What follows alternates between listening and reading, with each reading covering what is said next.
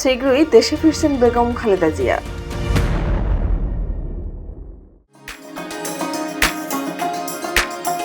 দ্রুত দেশে ফিরে আসতে পারেন বিএনপি চেয়ারপারসন বেগম খালেদা জিয়া। দেশের চলমান রাজনৈতিক পরিস্থিতিতে ঐক্যের প্রতীক হিসেবে বিবেচিত সাবেক এই প্রধানমন্ত্রী এমনটাই চিন্তা করছেন বলে দলীয় সূত্রে জানা গেছে। ইতিমধ্যে লন্ডন ক্লিনিক থেকে ছাড়পত্র পেয়েছেন তিনি। তার শারীরিক অবস্থা নিয়ে চিকিৎসকরাও একটি সিদ্ধান্তে উপনীত হয়েছেন। লিভার ট্রান্সপ্লান্টের বিষয়ে এতদিন যে আলোচনা হচ্ছিল সেটি আপাতত সম্ভব হচ্ছে না। তবে লিভার, কিডনি সহ শারীরিক অবস্থা স্থিতিশীল রাখতে চিকিৎসকরা ভিন্ন ভিন্ন চিকিৎসা পদ্ধতি বেছে নিয়েছেন। বিএনপির দায়িত্বশীল এক নেতা জানিয়েছেন, বেগম খালেদা জিয়ার দেশে ফেরার বিষয়ে লন্ডনে আলোচনা চলছে। কবে নাগাদ ফিরতে পারেন সেটি ঠিক না হলেও সপ্তাহখানেক পরে তিনি দেশে ফেরার সিদ্ধান্ত নিতে পারেন।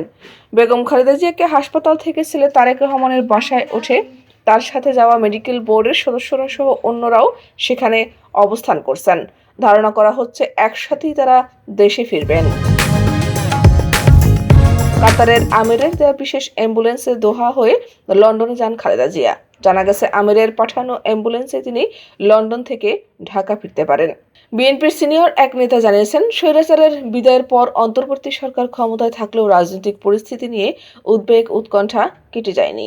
আন্দোলনে থাকা বিভিন্ন পক্ষের মধ্যেও কিছুটা অনৈক্যের সুর ফুটে উঠেছে। এই অবস্থায় বেগম জিয়াই রাজনীতির মাঠে ঐক্যের প্রতীক। এখনও তার যে কোনো বার্তা সব পক্ষই সাদরে গ্রহণ করে, যে কারণে প্রকাশ্যে রাজনীতিতে অংশ না নিলেও দেশে তার উপস্থিতি সবসময় তাৎপর্যপূর্ণ। গত ৮ জানুয়ারি লন্ডন ক্লিনিকে ভর্তি হন বিএনপি চেয়ারপারসন খালেদা জিয়া। এর আগের দিন কাতারের আমিরের পাঠানো রাজকীয় বিশেষ অ্যাম্বুলেন্সে ঢাকা থেকে লন্ডনের হিথ্রো আন্তর্জাতিক বিমানবন্দরে নামেন তিনি। সেখান থেকে সরাসরি খালেদা জিয়াকে লন্ডন ক্লিনিকে নিয়ে যাওয়া হয়।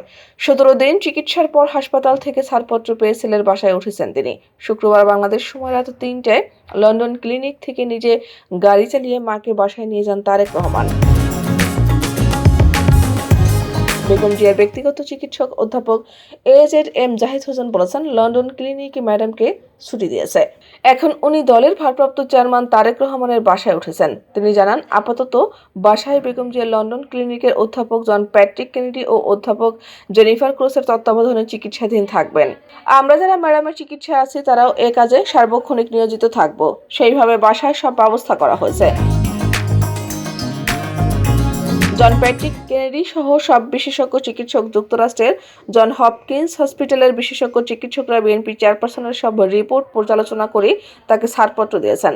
তবে শর্ত রয়েছে যে তিনি লন্ডন ক্লিনিকের জন্য প্যাট্রিক কেনেডি ও জেনিফার ক্রসের তত্ত্বাবধানে চিকিৎসাধীন থাকবেন।